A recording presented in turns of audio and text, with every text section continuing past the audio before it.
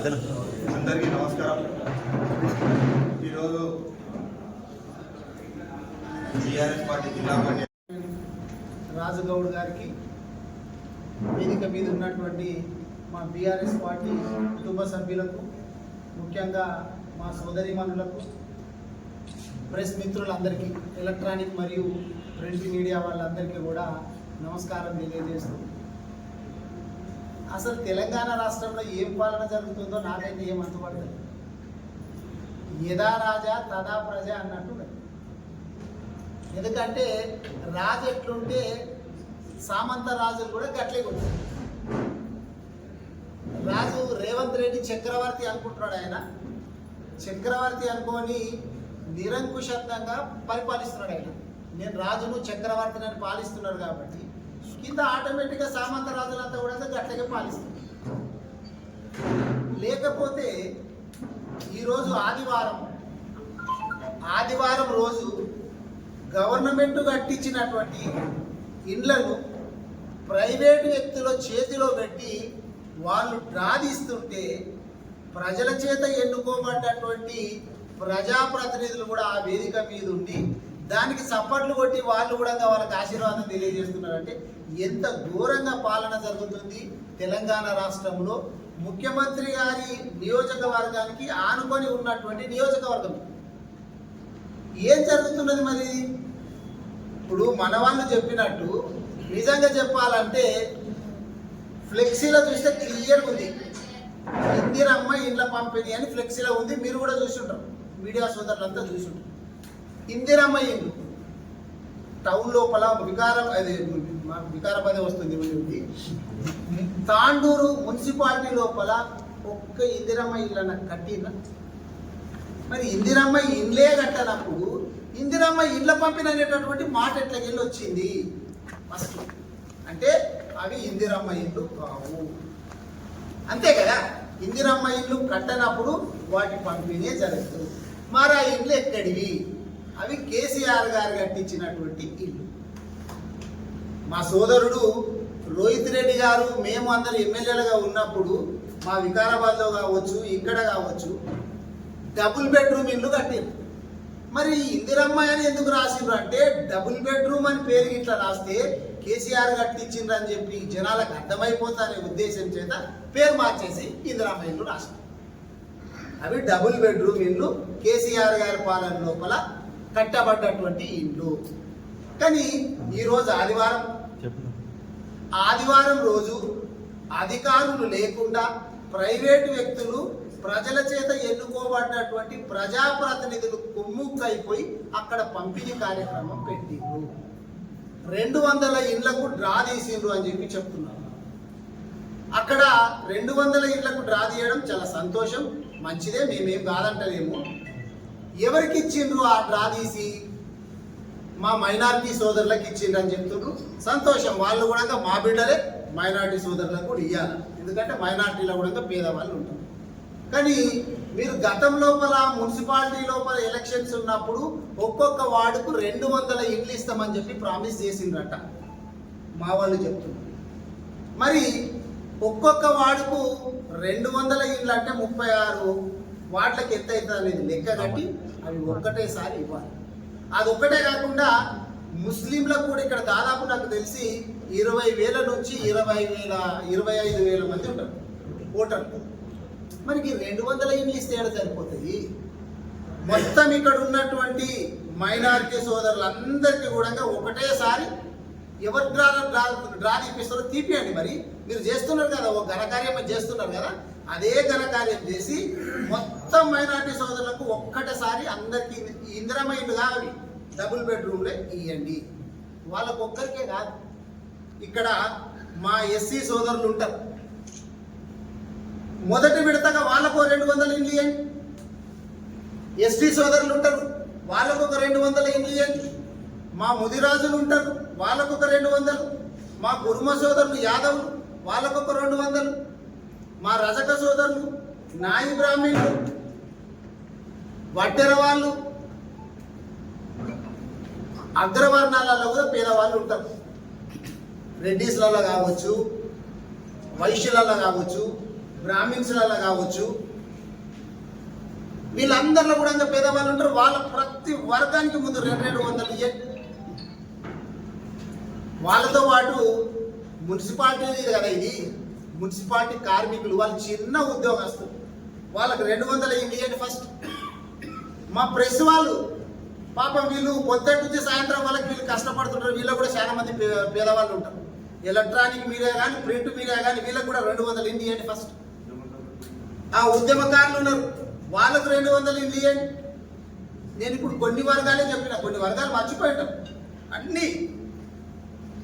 ఇవో విశ్వకర్మ వాళ్ళు కావచ్చు, వీరశైవ సమాజం కావచ్చు, బోయ వాళ్ళు కావచ్చు, గీత కార్మికులు కావచ్చు, ప్రతి వర్గం మీరు లెక్కలు తీసి ముందు అందరికీ 200 ఇంటూ పంపిణీ చేయాలని చెప్పి నేను ఎందుకంటే మీరు ఇస్తున్నది డబుల్ బెడ్రూమ్ ఇల్లు, దానికి పేరు మార్చి ఇందిరమ్మ ఇల్లు అని చెప్పి నామకరణం చేసి అధికారులను పక్కన పెట్టి ప్రైవేట్ వ్యక్తులు ప్రజాప్రతినిధులు కుమ్ముక్కైపోయి ఈ వ్యవహారం అంతా నడిపిస్తున్నారంటే దీని వెనక ఎవరున్నారు? అసలు ఇది ముఖ్యమంత్రి గారి వరకు తెలుసా, లేకపోతే ఎమ్మెల్యే గారికి తెలిసి జరుగుతుందా, తెలియక జరుగుతుందా? నాకైతే తెలియదు. మరి ఎమ్మెల్యే గారి దృష్టిలో ఉందా లేదా? మరి ఆ సంస్థ, ఆ ట్రస్ట్ ఈరోజు ఇందిరమ్మ ఇల్లు పంపిణీ చేస్తున్నారు. మరి రేపో మాపో సీఎం రిలీఫ్ ఫండ్లు ఉంటాయి, కళ్యాణ లక్ష్మి, షాది ముబారక్ చెక్కులు ఉంటాయి. మరి అవి కూడా ఆ సంస్థ ద్వారానే, ఆ ట్రస్ట్ ద్వారానే మనం పంపిణీ చేస్తారా? మీ పార్టీకి సంబంధించినటువంటి బీఫామ్స్ ఇట్లా ఇచ్చేది ఉంటే రేపో మాపో ఒకవేళ ఎంపీటీసీ జెడ్పీటీసీ ఎలక్షన్లు ఉంటే మీరు ఎవరి చేతులను ఇప్పించుకోండి. గవర్నమెంట్ దాన్ని తీసుకుపోయి ప్రైవేట్ చేతులలో ఎట్లా పెడతారండి? ఇది గవర్నమెంట్ చేయాల్సినటువంటి పని. కలెక్టర్ చేసిందా, ఆర్డీఓ చేసిందా, ఎంఆర్ఓ చేసిందా, లేకపోతే కమిషనర్ చేసిందా? ఆ అధికారులు ఓకే. లేదు ప్రజల చేత ఎన్నుకోబడ్డటువంటి కౌన్సిలర్లు చేసిండ్రా, వైస్ చైర్పర్సన్ చేసిండ్రా, చైర్పర్సన్ చేసిండ్రా, వీళ్ళు చేసినా ఓకే. ఫ్లెక్సీలకు అంత మంచిగా కనబడుతుంటే వీళ్ళు పోయి కూర్చున్నారు అంటే వీళ్ళకి ఎవరు ఏం తెలియదా చెప్పేటోళ్ళు లేదా? నాకైతే తాండ్రులు ఏం జరుగుతున్నది అర్థమైతే లేదు. ఇప్పుడు వికారాబాద్లో కూడా అనంతగిరి హిల్స్ ను మెగా కృష్ణ వాళ్ళకి దారదత్తం చేసింది. నేను గతంలో కూడా మాట్లాడినా. ప్రతిదీ తెలంగాణ రాష్ట్రాన్ని రేవంత్ రెడ్డి గారు అమ్ముకుంటున్నారు. దాంట్లో భాగంగా ప్రతి చోట ఉన్నటువంటి ఆస్తులను అంతా కూడా ప్రైవేట్ వ్యక్తుల చేతిలో పెట్టాలనేది ఏదో నడుస్తుందో భూములు పెడుతున్నారు. చివరికి వస్తే గవర్నమెంట్ పథకాలను కూడా ప్రైవేట్ వాళ్ళ చేతిలో పెట్టేటటువంటి దౌర్భాగ్యమైనటువంటి పాలన రేవంత్ రెడ్డి గారి పాలన. మరి వాళ్ళు చెప్పుకునేది ఇంకోటి ఏంటంటే ప్రజా పాలన. ఏమో చెప్పుకుని కొంచెం సిగ్గాన్ని అనిపించదా? అరే మేము ప్రజాపాలన అని చెప్పబడుతుంది. నేను నిన్న తెలంగాణ భవన్ లోపల నేను ఎమ్మెల్యే వివేకానంద్ గారు కలిసి ప్రెస్ మీట్ పెట్టాం. కొంతమంది మీ మిత్రులు చూసిండొచ్చు. మీరు సంబరాలు చేసుకుంటున్నారు. 99 రోజుల ప్రణాళికనంట మీరు వచ్చి 999 రోజులు అయింది ఆయన. ఆ 999 రోజులలో మీరు ఏం సాధించుకొచ్చిండ్రో గది చెప్పకుండా 99 రోజులని చెప్తామంటారు. 999 రోజుల లోపల మీరు ఏం చేసుకొచ్చిండ్రో గది చెప్పాలా? ఇప్పుడు ఇక్కడ మీ తాండూరులో చూస్తే కూడా నీళ్ళ పరిస్థితి ఎట్లుంది, కరెంటు పరిస్థితి ఎట్లుంది, గతం లోపల ఎట్లుండే? మీరు కొత్త పథకం ఎలాగూ పెట్టడానికి చేతగాదు మీకు. మరి కట్టిన ఇల్లు పెట్టిన పొయ్యి అంటారు కదా. మేము అధికారంలోకి వచ్చినప్పుడు టీఆర్ఎస్ గవర్నమెంట్ అధికారంలోకి వచ్చిందేమో కొత్త సంసారం. అప్పుడే అన్నదమ్ములు విడిపోతే కొత్త సంసారం పెడితే పప్పు ఏడున్నది, చింతపండు ఏడున్నది, పొయ్యి ఏడున్నది, బియ్యం ఏడున్నది అని వెతుకునికి ఉంటుంది. కానీ మీకు మేము మొత్తం రెడీ చేసి తెలంగాణ రాష్ట్రాన్ని భారతదేశంలో ఒక నంబర్ 1 రాష్ట్రంగా చేసి మీ చేతిలో పెడితే దాన్ని దివాలా తీసేసేటువంటి కార్యక్రమం రేవంత్ రెడ్డి గారు చేస్తున్నారు. మొన్నటికి మొన్న మనం చూసినాం పరిగి లోపల రాపోలు కాలాపురాలు అన్నటువంటి గ్రామాల లోపల మొత్తము పేద బలహీన వర్గాలకు సంబంధించినటువంటి అక్కడ బిడ్డలు ఎస్సీలు బీసీలు వాళ్ళ భూములనంతా దాదాపు 1200 ఎకరాలు గవర్నమెంట్కు దారాదత్తం ప్రైవేట్ వ్యక్తులకు చేయడానికి చూస్తే మేమందరం కూడా అక్కడికి పోయినాం. తర్వాత మా హరీష్ రావు గారు మేమందరం మరొకసారి పోదామంటే మమ్మల్ని ఏమో ఎక్కడోళ్ళని అక్కడ కట్టడి చేస్తాం, ఎక్కడోళ్ళని అక్కడ హౌస్ అరెస్ట్లు చేస్తాం.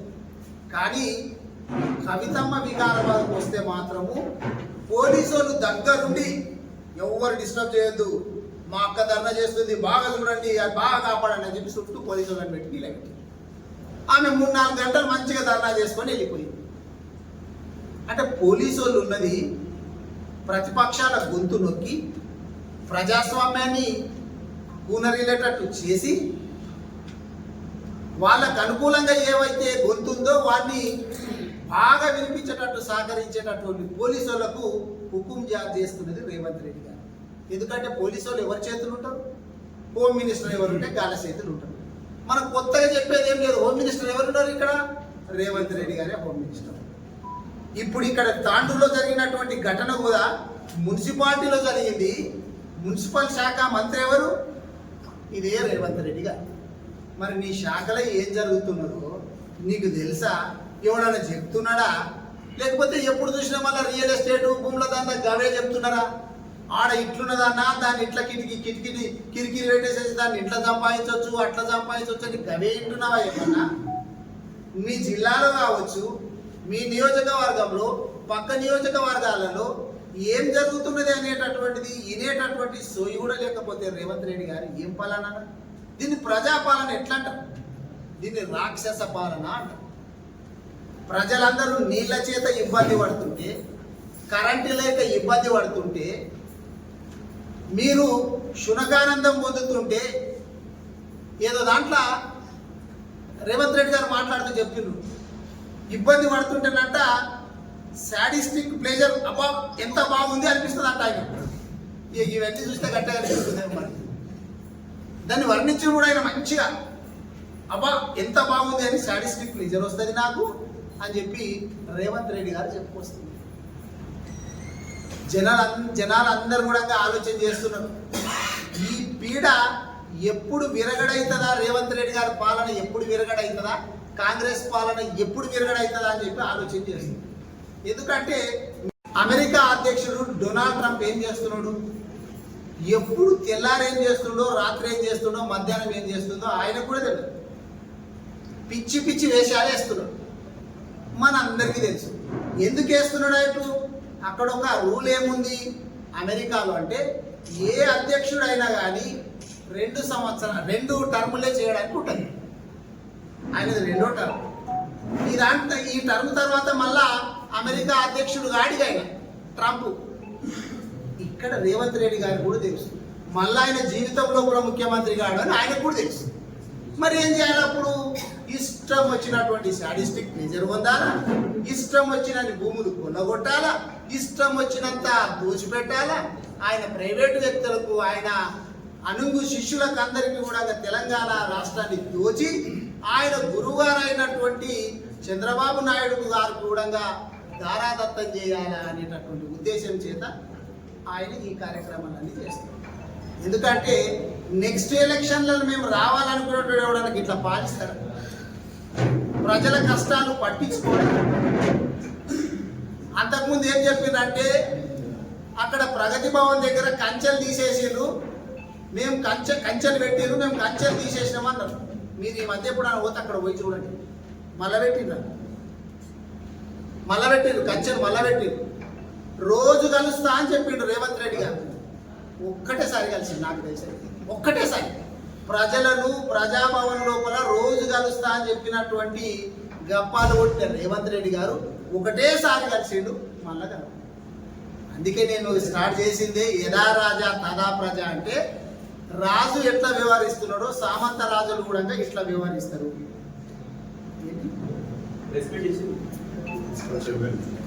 స్పష్టీకరణకు ప్రైవేటు వ్యక్తుల చేతిలో నాకు తెలియదు ఈ విలువ వచ్చి చూపిస్తున్నారు, వివరణ ఇచ్చిండ్రు. ఒక్క ఇల్లు కూడా మేము కేటాయించలేదు, అవినీతి జరగలేదని చెప్పి చెప్తున్నారట. మరి దరఖాస్తులు మీరు చాలా సార్లు తీసుకుంటూ వస్తూనే ఉన్నారు కదా, వేలకు వేలు. అంటే మాట్లాడేది దరఖాస్తులు మీరు పాలన స్టార్ట్ చేయక ముందు నుంచి దరఖాస్తులు తీసుకుంటూనే ఉన్నారు. ఈ కార్డు గ్యారంటీ కార్డు మీరు భద్రంగా పెట్టుకొని 100 రోజులు మేము వస్తున్నాము మీకు ఇస్తున్నాము అని చెప్పి పెట్టిరు కదా. మా తాండూరు నియోజకవర్గంలో వికారాబాద్ జిల్లాలో ఇంకా భద్రంగా దాచిపెట్టింది. మరి గౌడ్కి సమాధానం చెప్పాలి కదా. మీరు అధికారంలోకి వచ్చినాక ఎన్నోసార్లు మీరు దరఖాస్తులు పెట్టి ఆన్లైన్లలో తీసుకొని ఇవన్నీ చేసిండ్రు కదా.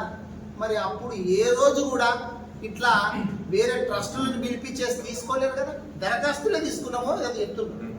మరి దరఖాస్తులు ప్రైవేటు సంస్థల ద్వారా తీసుకోవడం ఎందుకు? గతంలో ఎప్పుడైనా ప్రైవేటు సంస్థల ద్వారా దరఖాస్తులు తీసుకున్నారా? మరి ఇక్కడ ఎందుకు తీసుకోవాల్సి వచ్చింది?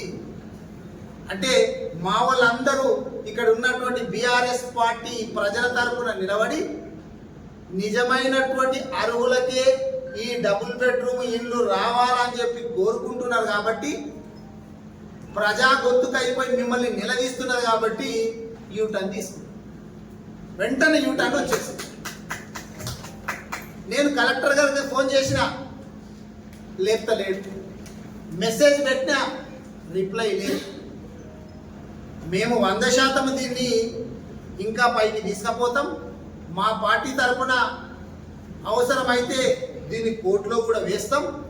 మా లీగల్ సెల్ ద్వారా ఏమేం కార్యక్రమాలు చేయాలో, ఎవరెవరిని పార్టీలు చేయాలో ఖచ్చితంగా మేము ముందుకు పోతాం. ఎందుకంటే కలెక్టర్ గారు ఫోన్ లేపరు, మెసేజ్కి రిప్లై ఇయ్యరు. మమ్మల్ని అరెస్ట్ చేసినప్పుడు అరే ఇంకా దారుణం ఏంటంటే ఆర్టీసీ వాళ్ళు సమ్మె చేసిండ్రు, మీరు కూడా చూసిండ్రు. ఆర్టీసీ వాళ్ళు సమ్మె చేస్తే మేము కాలి పోయి సంఘీభావం తెలిపినాం. సంఘీభావం తెలిపితే మమ్మల్ని అది తీసుకుపోయి నన్ను అయితే దారూర్ పోలీస్ స్టేషన్లో కూడా సాయంత్రం వరకు పెట్టినాం. కానీ సంఘీభావం తెలిపినాం. మేము రోడ్ బ్లాక్ చేయలే, ఎక్కడ గవర్నమెంట్ ఆస్తులు ఎక్కడ ధ్వంసం చేయలే. నిరసన వ్యక్తం చేసుకోవడము ప్రజాస్వామ్యం లోపల ఒక ప్రతి మనిషి యొక్క హక్కు. వాళ్ళు నిరసన వ్యక్తం చేస్తుంటే మేము పోయి సంఘీభావం తెలిపితే మమ్మల్ని తీసుకుపోయి పెట్టుకున్నాం. నీ మున్సిపల్ శాఖ ఇట్లేగుంది, రేవంత్ రెడ్డి గారి శాఖ. నీ హోం శాఖ గట్లేగుంది, అది కూడా ఆయన శాఖ. విద్యాశాఖ ఆయనది. విద్యాశాఖ గురించి ఎంత చెప్పినా తక్కువ, ఎంత తొందరగా పనిచేస్తుంటాను. మీ తాండూరులో కూడా చూసి ఉంటారు. తాండూరులో కూడా ఎన్నిసార్లు ఫుడ్ పాయిజన్ అయింది గురుకులాల లోపల, ఎన్నిసార్లు ఫుడ్ పాయిజన్ అయింది అనేది మీరు కూడా చూసి. మేము తాండూరులో ఒకసారి ఫుడ్ పాయిజన్ అయింది, మేము వద్దామని చెప్పి మా మాజీ మంత్రులు సబితా ఇంద్రారెడ్డి గారు, సత్యవతి రాథోడ్ గారు మేమందరం బయలుదేరితే మమ్మల్ని వికారాబాద్ని అరేంజ్ చేసి తీసుకుపోయి నవాపేటలో కొంతమందిని, చనుగోమల్ పిఎస్లో కొంతమందిని మమ్మల్ని పెట్టి. ఇవి ఎందుకు చెప్తున్నా స్పెషల్గా అంటే ఇది మీ శాఖ రేవంత్ రెడ్డి గారు. మరి ఇది నా శాఖ కాదనుకుంటున్నారో ఏమో. రేవంత్ రెడ్డి గారు విద్యాశాఖ నాది కాదనుకుంటున్నాడేమో, హోంశాఖ నాది కాదనుకుంటున్నాడేమో, ముఖ్యమంత్రి ఒకటే నాది అనుకుంటున్నాడేమో. శాఖ లేని ముఖ్యమంత్రికి ఇట్టున్నాడేమో. ఈయన ఏ శాఖ ఉన్న సంగతి మర్చిపోయాడు లేక. ఎందుకంటే ఒకప్పుడు గురుకులాల లోపల మేము ఎమ్మెల్యేలుగా ఉన్నప్పుడు మా క్యాంప్ ఆఫీసుల ముందర పెద్ద క్యూ ఉంటుండే. జూన్ వస్తే చాలు, ఎవరికి ఇవ్వాలనో దొరకకుండా అసలు సీట్లు ఎవరికి ఇవ్వాలి. అప్పుడు అట్లుండే పరిస్థితి.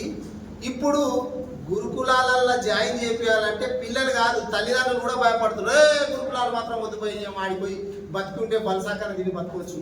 ఆ గురుకులాల పోయి సస్తున్నందుకు పోయి ఫుడ్డుతోటి చస్తున్నాం, పాములు కలిసి చస్తున్నాం, తేళ్లు కలిసి చస్తున్నాం.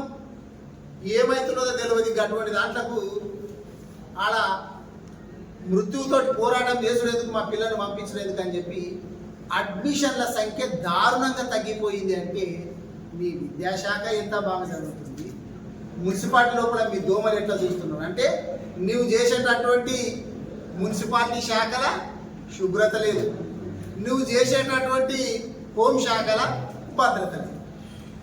శుభ్రత లేదు, భద్రత లేదు, చదువు అసలే లేదు. నేను నిన్న చెప్పిన పిల్లలు హాస్టళ్ళల్లో రెసిడెన్షియల్ స్కూళ్ళలో చదువుతలేరు, పలకలు పట్టుకొని చదువుతలేరు, ప్లేట్లు పట్టుకొని రోడ్ల మీద వచ్చి చదువుతున్నారు. మాకు ఇంత అన్నం పెట్టండి అని. ఆ పరిస్థితికి రేవంత్ రెడ్డి గారు తీసుకొచ్చిండ్రు, దిగజారిపోయిండ్రు అంటే దీన్ని ప్రజాపాలన ఎట్లా అంటారు? ఇది రాక్షస పాలన, సాడిస్టిక్ అడ్మినిస్ట్రేషన్ అని చెప్పి నేను తెలియజేస్తూ, ఇప్పుడు ఇది ఏదైతే ఇన్సిడెంట్ జరిగిందో మేము ఇంతటితో దీన్ని ఆపము. ఖచ్చితంగా మా పార్టీ తరపున దీన్ని ఇంకా ఏ విధంగా అయితే భవిష్యత్తు లోపల ఇట్లాంటివి జరగవు అనేది మా కార్యాచరణ ఉంటుంది.